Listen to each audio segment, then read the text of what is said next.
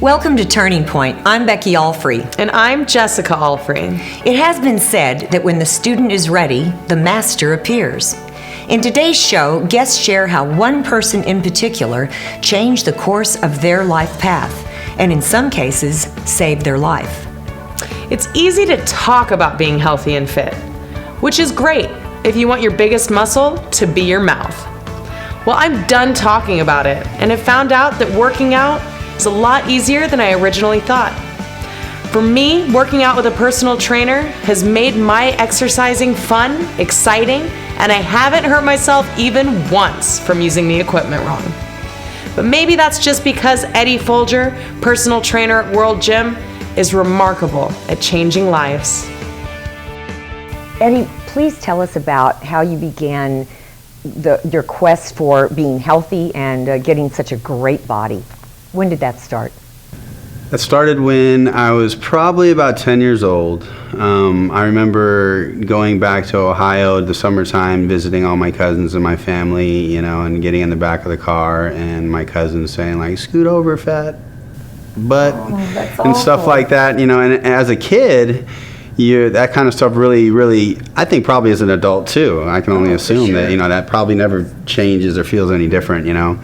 And so I remember at the time trying to, you know, change the way that I ate and exercise more and now mind you, I'm 10 years old, right? Mm-hmm. So I'm in the gym and I'm working out with weights and and I remember my mom would come home and like chop up fruit for me and, you know, try to make healthy stuff, even though we had no idea that we were feeding me probably all the wrong stuff. But that's about how I got started. At that point in time, like most people, I really didn't know probably what I was doing. So eventually I got to the point where I ate much less than I needed in order to try to continue to lose weight, and I got really skinny, and then of course you don't look the way you want at all because, you know, you just look terrible. You're skinny and you got no muscle. And so I joined a gym when I was probably about 16 years old with my mom, and the owner at the time was a professional bodybuilder, and he was the first person to actually put me on like a diet that actually helped my body change. And, you know, I saw that I could change and I got excited, and, you know, I eventually told him I wanted to do a show, and I did my first bodybuilding show at 19 years old. Weekend warrior would be somebody that works during the week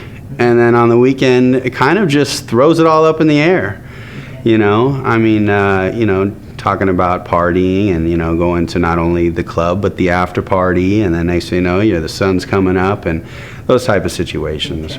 At the time, thought I was finding my way, you know, I guess. And definitely ended up going and spending about 10 years inside state prison. So pretty much my whole 20s. I was sitting at home and I had no money and I wasn't working at the time. And because I lost my job because I didn't go in and open the place, you know. And then a friend called me, called me and was coming back from like Blythe or something, you know, and basically asked me what I was up to. I told him nothing. I had nothing going on. He asked me if I wanted to make some extra money, and that was pretty much how it all began. You know, he came over and then I started selling drugs. To make a long story short, eventually, 10 years, I got tired of Going back, bumping my head over and over and over again.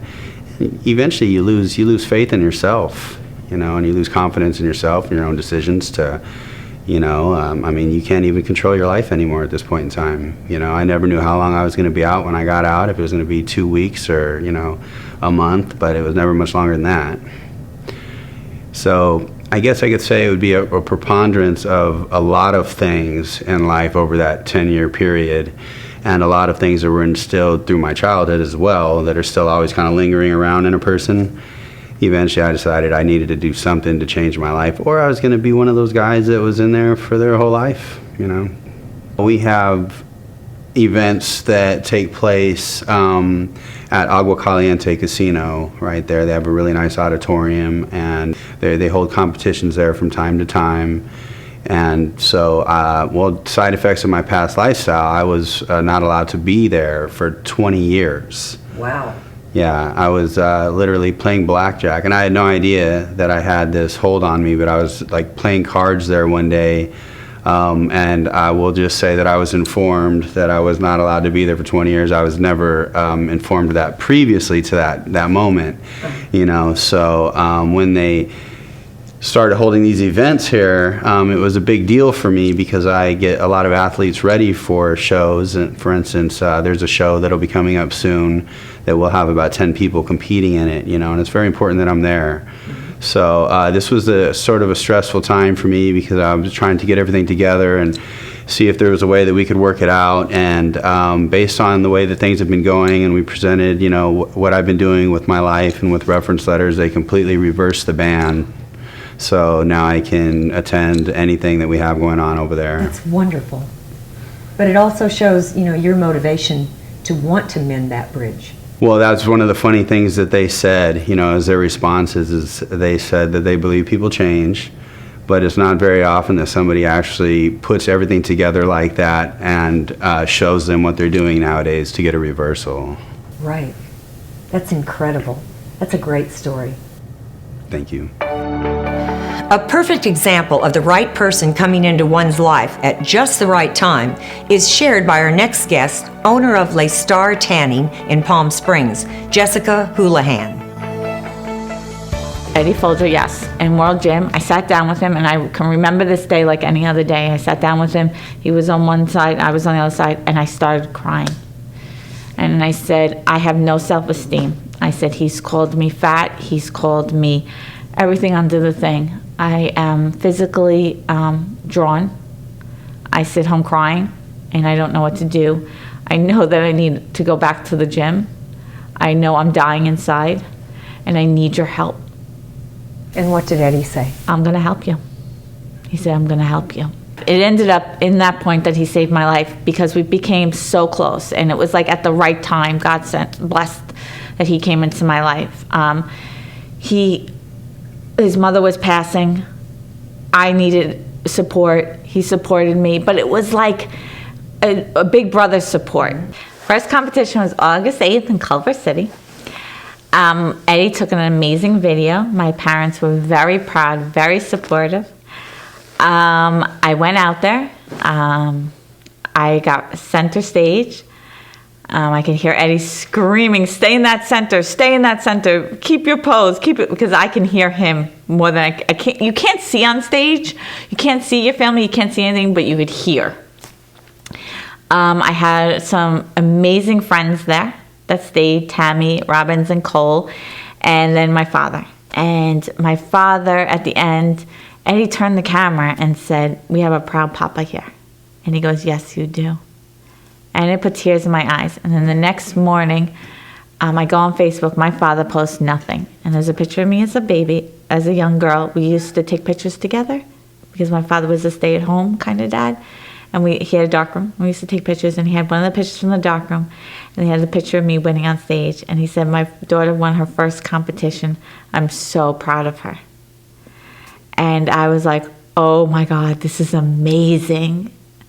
And it made it so worth every hour on the treadmill and everything to get that approval, as we are as alcoholics, to get that approval. And I'll just never forget that. It's on his thing, and it's an amazing video. Got over almost 2,000 hits, and it's amazing. I owned a golf course with my mother and father. We always did family businesses. I was never a school person. I tried it, I didn't try it. And then I liked making money, good money for myself.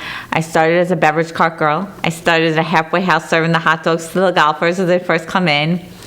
And then I moved up. My brother used to work for us, so it was a really family thing. My father's a very stern, strict worker. Very stern, strict, how can I say it nicely? Businessman.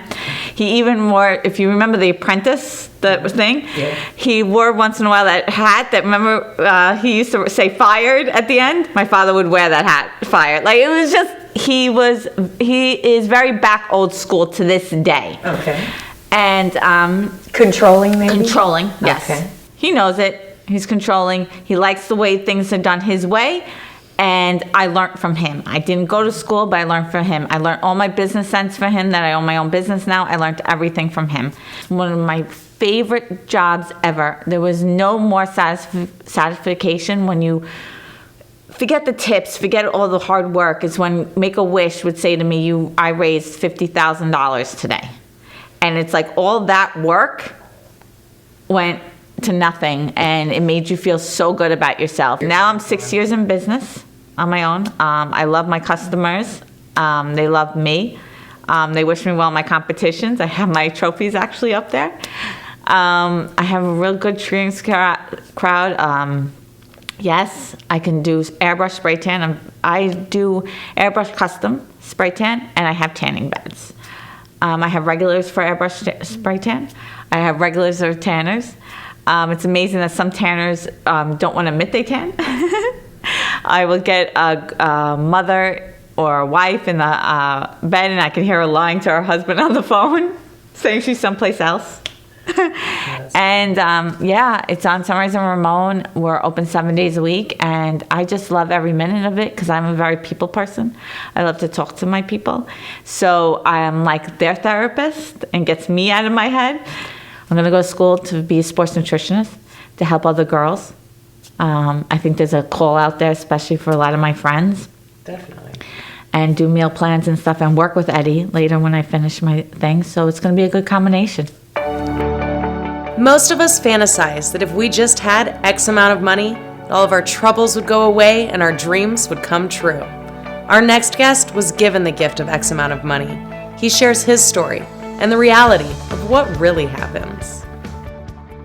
I came into money young, around 18 years old, and I came into a good amount of money, and it was consistent, and I knew it was going to be consistent, and I really didn't have to work for it. I'm not going to get into exactly what it was, but as soon as I started getting that, I had an abundance of money. When you give, anybody a certain amount of money, you give a kid $20, they know exactly what they're going to do with that $20. They're going to spend it on food, and then they're going to, rent a movie or buy some candy, something like that. You give a kid $1,000, tell them they're going to get $1,000 every day, they're going to go buy a bunch of ridiculous stuff and spend it on stuff that they really don't need, and that's just to being short of how it was for my life, but it got more extreme than that. It ended up being into drugs and alcohol.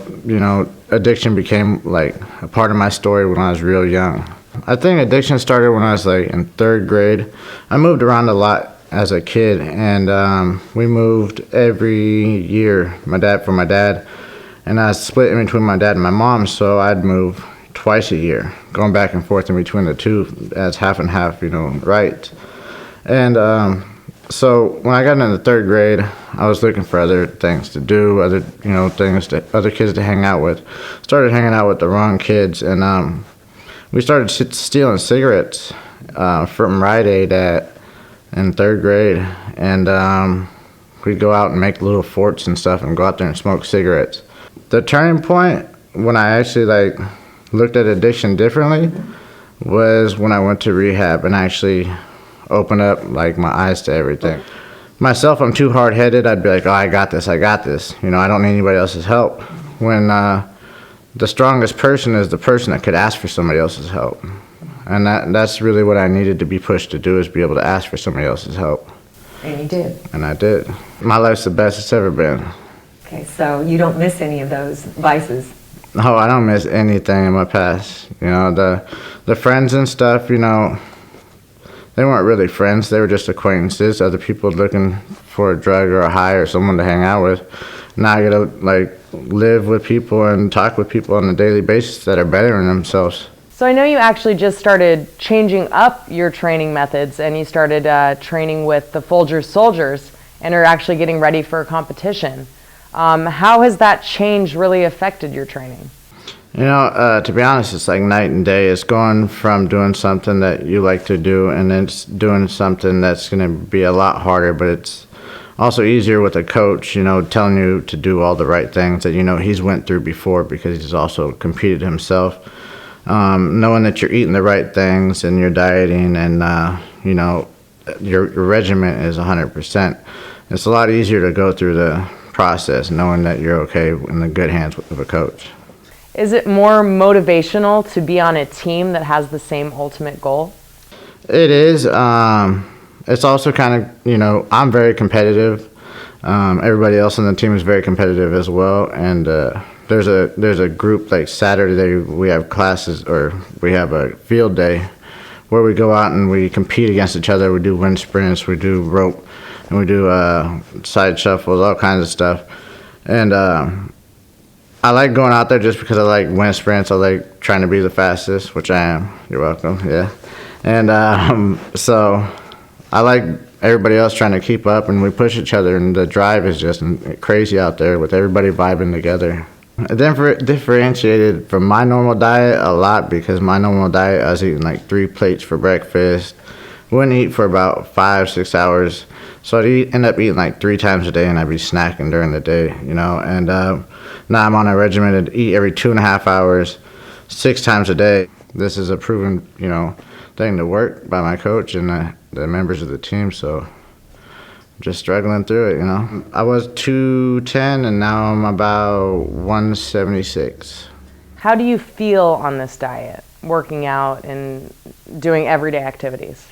I feel good, you know. Some days you get, you know, a little bit tired and everything. Obviously, with your body going through that big of a change that quick, you're gonna have your high days and your low days. But, you know, overall, I feel better, I look better. My abs are coming in, you know. I'm ready for summer, even though it's about to be winter. So work out dirty and eat clean. Oh yeah, every day. Look up. Your free power is waiting. The sun is beaming down energy every day. Capture yours and start saving with award-winning Renova Solar and Sun Power panels. The most advanced panels available from a 30-year-old American company. Purchase a system or lease with no money out of pocket. Renova Solar, a Sun Power Elite dealer. Look up. Your free power is waiting. Our next guest, Morgan Evans, is a professional tennis pro at Shadow Mountain in Palm Desert. He recalls a humbling experience that woke him up and changed how he looks at life and people every day. So Morgan, tell us about your turning point when you were a roofer. Well, Becky, it's back in 2006. I had finished traveling around with a group of friends from Australia, and I found myself just in a small town outside of Toronto, a little town called Tottenham. Tottenham, it was one of those towns, if it was in Australia, it would be we'd call it a beer truck town. A beer truck town essentially is when a truck carrying a lot of beer was traveling to a new town. Sometimes it would break down, and the locals kind of thought it would just make more sense to build the town around the beer as opposed to try and get it to the destination. Anyway, so I was stuck in this town trying to make a relationship work and doing what I could to make a living. Working as a roofer, putting my normal career as a tennis coach on hold for a while. And I remember this day like it was yesterday. It was, I think it was a Tuesday, actually, but it might have been a Wednesday. Who knows? Now, at this time, I was the guy just hauling shingles and picking up pieces. I was the laborer, which wasn't too much fun. But anyway, one day they decided it was time I was actually going to get to start nailing in the shingles. So instead of carrying the bundles of shingles up the roof, I was going to have a chance to actually make some real money. And you know, if you could do it well, you'd make $60 an hour. And for me, That's pretty good. Well, I guess so. At the time, that felt like a lot of money for me, so I was very excited. My boss at the time, Todd, he was a special kind of guy, and he left us on the roof. It was a 2-story roof just outside of the main street of Tottenham, and he left us there with some really nice harnesses, but no ropes, which was not that helpful, as you can imagine. And I was working with a guy named Mike. Mike, he'd always wear these giant headphones, listening to Megadeth and Slayer, all this heavy metal. Hard metal music. Oh yeah. Wow. And he was a terrible criminal. Not that he was a bad guy; he was a great guy. but he was just really bad at crime. He'd robbed the same bank 5 times, and he got caught 3 times. Yeah, he should try something else. He probably should. And I always wondered how he got away with it for the last 2 times. I reckon they just admired his persistence, perhaps. Right. So he anyway. decided roofing on the side of the Yeah, bank. he was a hell of a roofer. He did well. He knew how to work a nail gun like nobody's business. So anyways, me and Mike up on the roof, and I'm laying my first few shingles, my first few lines, and it's about 40 feet up on this roof, and I stood up to check if they were straight. You know, it's like, all right, I gotta get these lines looking good. So I stood up and I kind of thought, oh, well, it's not bad, I guess. So I would walk backwards a little further, and still not good. Kept walking backwards. Now, I don't know if you know much about roofing. Well, on but- a roof, it's kind of scary walking backwards. Yeah, it's not that intelligent. Yeah. But no one's ever accused me of being particularly intelligent. So, so I started walking backwards on this roof with a nice harness but no rope. So nothing to attach me to the rope. And so walk back, and then there's nothing left. And I reached up quickly and grabbed onto the edge, and there was a thin piece of aluminum. We call it aluminium because it's a little bit different. Anyway, it was this really thin piece holding on, and it was slicing through my hands. I was just slipping down, and I'm yelling for help, obviously. But Mike, he had these bloody earphones on, heavy metal, so he's not doing it. He's hammering away. He's doing his thing. So nothing was happening. Every time I tried to pull myself up, I would slip further down and cut. Your hands were bleeding. Cut they through had my gashes. hands. Yeah, it my. wasn't much fun. So I'm yelling and screaming, trying to get someone's attention, hoping Mike would just see that I'm not there. But nothing. And it seemed like 20 minutes. It was probably only 30 seconds. I don't know. But eventually this guy named Sam Jurgens, Mr. Jurgens we called him. I only knew him from reputation, but he was just walking around,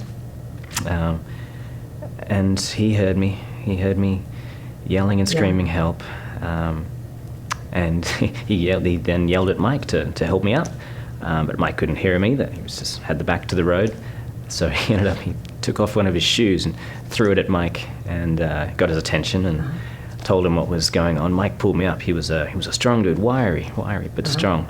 Probably all those lifting weights in. Don't worry about that. Okay.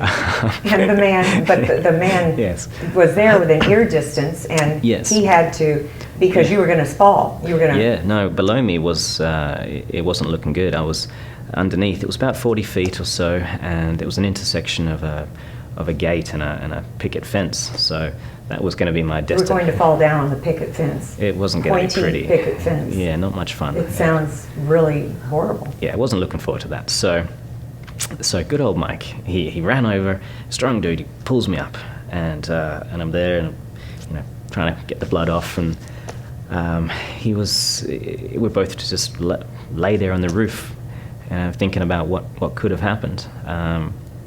All this time, this guy Sam, I guess he got his shoe back, and he just kept walking, and I didn't get to meet him. I didn't get to thank him, but assumed that I would see him later at the bar, Mm-hmm. So he was just a local? Just a local guy living very close by, and just out for a walk. Out for a walk, but yeah. had within ear distance of you. Yeah, and yeah. had he not been there, Yeah, so you would have died. Yeah, he would have. That would have been it. It would have been no doubt. You would have been stabbed to death, basically, from the picket fence. Seriously. I mean, yes, it would have been. I don't know how exactly I know. would have felt, but it was going to be not pretty. So. Right. Anyway, this guy, he saved me, and he would have no idea what was about to happen. Neither would I. We sat there on the roof for 20 minutes waiting for our boss to get back to let him know. About 3 hours later, I got a call that Mr. Jurgens, Sam Jurgens, he was rushed to hospital with a blood infection, and the doctors had told him that the infection had been in his system for at least a week or 2, and it was amazing that he was walking around. And he died almost instantly there, at the hospital, same day. But the man... Within how much time? I think it was 3 or 4 hours. Within 3 or 4 hours, Yeah. he died. it's gone. I never got to see him, never got to thank him. But he lasted just long enough to Save your life. to get me out of jail. I mean, it was, if there's something that told me that maybe I should get back on to the track that I was on. I was definitely on a different path, and struggling to find where I was wanting to be, where I was trying to go. The next day I quit that job. I finished up roofing, and about a week later I found a job teaching tennis again. That job gave me another one, and it was a snowball effect from there. And since then I've used teaching tennis I've lived in now 17 different countries around the world. I've had more fun than most people have in their life. So it was a turning point for you. It certainly was, yeah. And do you look at life and people differently because of that experience? Yeah, no, I certainly feel like there must have been someone watching out. Whether Sam was a guardian angel or just a guy walking down the street, I don't know about. I don't know. It's certainly not my place to think of what's and the whys, and we can spend our lives trying to figure out what's happened, why it happened, and where we're going and where we should be going. At the end of the day, you're here for a little while, and maybe it's not that life is so short. Maybe it's just because we're dead for a really long time.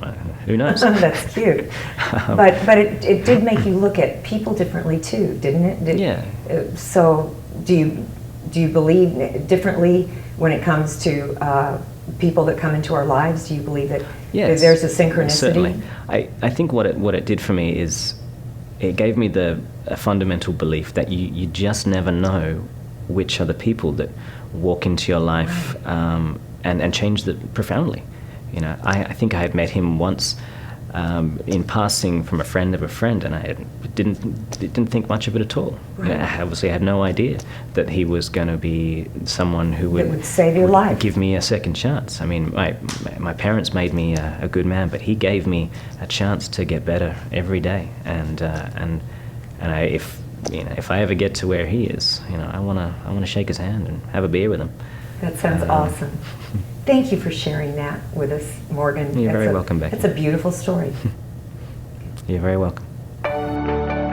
We hope you enjoyed today's show. If you have a turning point that you would like to share, Please call the number at the bottom of the screen. and remember, if you're smiling, you're always giving positive energy. 'Cause it's a fact, smiling is contagious.